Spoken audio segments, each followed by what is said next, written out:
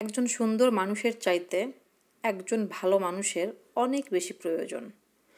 আসসালামু আলাইকুম, কেমন আছেন সবাই? আশা করছি সবাই অনেক ভালো আছেন। আলহামদুলিল্লাহ, আল্লাহর রহমতে এবং আপনাদের দোয়ায় আমরাও বেশ ভালো আছি। এই যে এই পুঁইশাকগুলো আমার শাশুড়ি মা পাঠিয়েছে। আমি এবার বাগানে কোনো সবজিই লাগাই নাই, সত্যি বলতেছি, কারণ গাছগুলো অনেক বেশি বড় হয়ে গেছে। বাগানের যে আম গাছগুলো ছিল আর অনেক বেশি ঘাস হয়ে গেছিলো, তো ঘাস পরিষ্কার করার মতো এনার্জি ছিল না। এই জন্য আমি আর বাগানে কোনো কিছু লাগাই নাই সবজি। তো পুঁইশাকগুলো বেশ বিসি হয়েছে, আর আমার শাশুড়ি আবার পুঁইশাক এসব পছন্দ করে না, তো আমার জন্যই উনি লাগিয়েছে। আমি যখন বলি তখন উনি পাঠিয়ে দেন। আর শুধু যে শাক পাঠিয়েছে এমনটা কিন্তু না, উনি এখানে বেশ কিছু দেশি মুরগির ডিম বলেও দিয়েছে যে এগুলো সাহেবকে দিতে হবে, কারণ উনি তার ছেলের প্রতি অনেক বেশি পজিটিভ আর অনেক বেশি ভয় পায়। যদিও সাহেবের প্রেশার হাই না, তারপরও আম্মু তো এই জন্য অনেক টেনশান করে। তো আমার আম্মু, আমার শাশুড়ি আম্মু সবাই মূলত সাহেবকে নিয়ে একটু বেশি কনসার্ন। তো ওর জন্য দেশি মুরগির ডিম পাঠিয়ে দেয়, আর এগুলো তো আমার শাশুড়ির বাড়ির মুরগির ডিম, আর আমাদের জন্য কিন্তু হাঁসের ডিম কিনে পাঠিয়ে দেয়।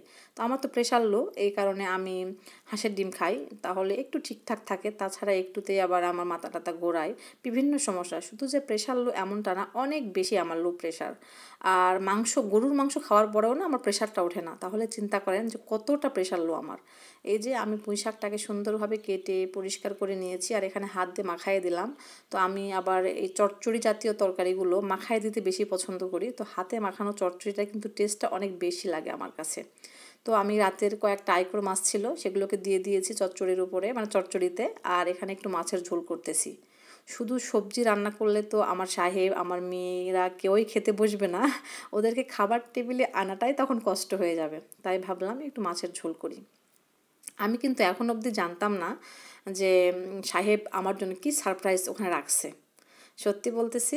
তো এই যে মাছের ঝোলটা করতেছি, আমি পেঁয়াজটাকে কষাই নিচ্ছি। আর আপনি যদি এখনও পর্যন্ত আমার ভিডিওটির সঙ্গে থেকে থাকেন, তাহলে প্লিজ ভিডিওতে একটা লাইক করে দিন। আর আমার ভিডিওটা যদি একটু ভালো লাগে তাহলে প্লিজ কমেন্টে জানান, চাইলে শেয়ারও করতে পারেন। আর আমার চ্যানেলে নতুন হলে সাবস্ক্রাইব করে দিন। আর আমার ভিডিওগুলো ছাড়ার সঙ্গে সঙ্গে পাওয়ার জন্য বেল আইকনটি ক্লিক করে রাখবেন। তো যাই হোক, মাছের ঝোলটা হোক, আর চলেন আমি আপনাদের সঙ্গে শেয়ার করি। আজকে কিন্তু ঘুম ভাঙছে আমার পাখির ডাকে বা আমার মেয়েদের ডাকে, এমনটা না। আজকে ঘুম চাচার কলের রিংটোনে। তো একজন চাচা সাহেবকে ফোন দিয়েছিল, আমি তখন অবধি জানতাম না যে কেন ফোন দিয়েছে। শুধু ফোনটা পাইলো, সাহেব রিসিভ করে বলতেছে আচ্ছা ঠিক আছে চাচা আসতেছি। তো এতটুকুই জানতাম, আমি মনে করেছি হয়তো বা তার কাজের জন্য। কিন্তু না, আমি যে কয়েকদিন আগে সাহেবকে বলছিলাম যে আমার অনেক বেশি ব্রড অথবা যে গরুর ভুঁড়ি খেতে ইচ্ছে করতেছে, তো এটা সাহেবকে বলছিলাম। তো ও আবার একজন কসাই, মানে আমাদের বাসার পাশের চাচা, ওনাকে বলে রাখছিলেন। তো উনি সকালবেলা ফোন দিয়েছে ভাস্তাকে যে হ্যাঁ এসে নিয়ে যাও। তো চাচাটা কিন্তু সত্যি অনেকই উপকারের।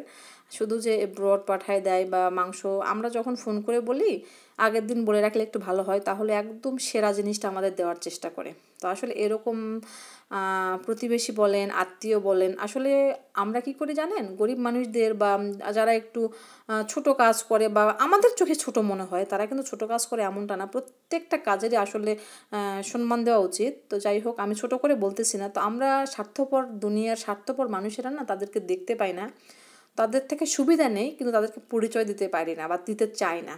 তো যাই হোক, সাহেব এখানে মুড়িটা নিয়ে আসার পরে আমি দেখতে পাইছি, ও যখন বললো যে কী নিয়ে আসছি, আমি দেখলাম, দেখার পরে বললাম যে আমি তো রান্না বসাই দিয়েছি, বেশ ভালোই হয়েছে। তো ও এখানে বলতেছে যে তুমি তাড়াতাড়ি রান্নাটা শেষ করো, আর ফোন করে আম্মুকে বলে দাও যেন আসে। তো আমার আম্মুকেও ফোন করে বলে দিয়েছি, উনিও আসবে।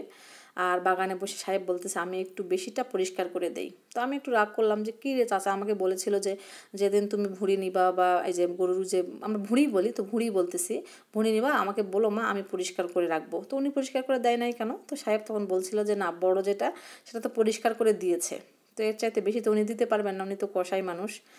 তো যাই হোক, আম্মুও চলে এসেছে, কিন্তু এর ফাঁকে আমার রান্না মোটামুটি ডান। আর আম্মু এখানে, আমি রান্না শেষ না করতে আম্মু চলে এসেছিলো। তো তো বেশিটা পরিষ্কার করে দিয়ে আমি রান্না করতেছিলাম, আর আম্মু এখানে উপরে ছাদের চুলা ধরে দিয়ে এখানে পরিষ্কার করতেছিল।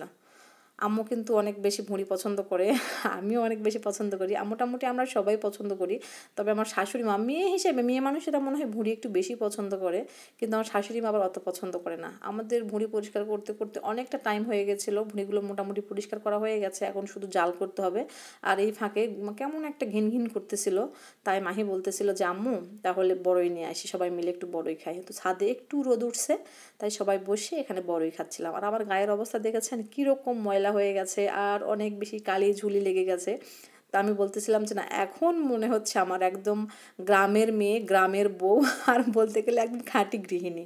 তো এটা নিয়ে 3 মা মেয়ে অনেক মজা করছিলাম, আমার মা, আমি আর আমার মেয়ে। আর এই যে ভুঁড়িগুলো এখানে পরিষ্কার হয়ে গেছে, আমি এখন চুলাতে এগুলো জাল করে নিচ্ছি, গরম পানি করে পরিষ্কার করে নিয়েছি, আর এখন জাল করে নিচ্ছি লবণ আর হলুদ দিয়ে। এটাকে পরিষ্কার করার পরে মোটামুটি আসর হয়ে গেছে, আর এগুলো করতে করতে আমাদের না আসরও একদম শেষ হয়ে গেছে, মাগরিব হবে এরকম অবস্থা হয়েছিল।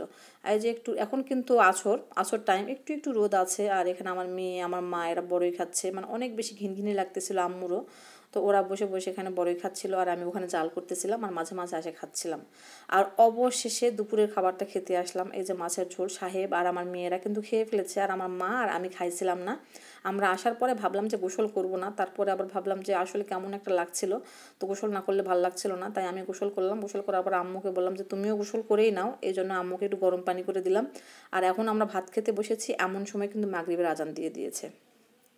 তো কত ক্লান্ত লাগতেছে বুঝতেই পারতেছেন হয়তো বা, আসলে সত্যি অনেকটা ক্লান্ত লাগতেছিল। অনেকে ভাবতে পারে যে একটা গরুর ভুঁড়ি পরিষ্কার করতে সারাদিন লেগে গেল, আসলে লাগে। যাদের বাসায় না সাহেবের মতো একটু টিপটিপানি, আমার মতো একটু ঘিনঘিনি টাইপের মেয়ে মানুষ থাকে, তাদের একটু বেশি সময় লাগে। সত্যি বলতেছি, আমি এই জিনিসটা খাই, তবে অনেক বেশি আমার ঘিনঘিনি লাগে, আর নিজে পরিষ্কার করি তো এই জন্য। তো খাওয়া দাওয়া শেষ করে মা আমি আবার ব্রডগুলোকে কেটে ফেলেছি, আর কাটার পরে আমি আমারটা, আম্মু নিয়েছে 3 ভাগ করছিলাম, আম্মুকে 1 ভাগ দিয়ে দিয়েছি, আর আমি নিয়েছি 2 ভাগ। তো এই যে এখানে আমি আমারটা পুরোটাই রান্না করব, ভাবতেছি যে টাটকা ভুঁড়ি বেশিক্ষণ ধরে রান্না করে কালো করে ফেলবো, আর কালো করার পরে এটাকে আবার সুন্দর করে ছোট ছোট বক্সে করে ফ্রিজে রেখে দেবো, যেদিন খেতে ইচ্ছে করবে বের করবো আর খেয়ে নেব। আর এতে করে বেশ ভালো হবে, সময়টাও বাঁচবে, আর বেশ মজা করেও খাওয়া হবে। আর সাহেব তো কালো কালো না হলে একদমই খাবে না, এই কথাটা মাথায় রেখে না সম্পূর্ণটা একদম সব মশলা, পেঁয়াজ রসুন মশলা বেশি বেশি করে দিয়ে আমি রান্না করে নেব। তো আজকে এ পর্যন্তই, সবাই ভালো থাকবেন, সুস্থ থাকবেন, সবার সুস্বাস্থ্য কামনা করে আজকের মতো এখানেই বিদায় নিচ্ছি। আল্লাহ হাফেজ, আসসালামু আলাইকুম।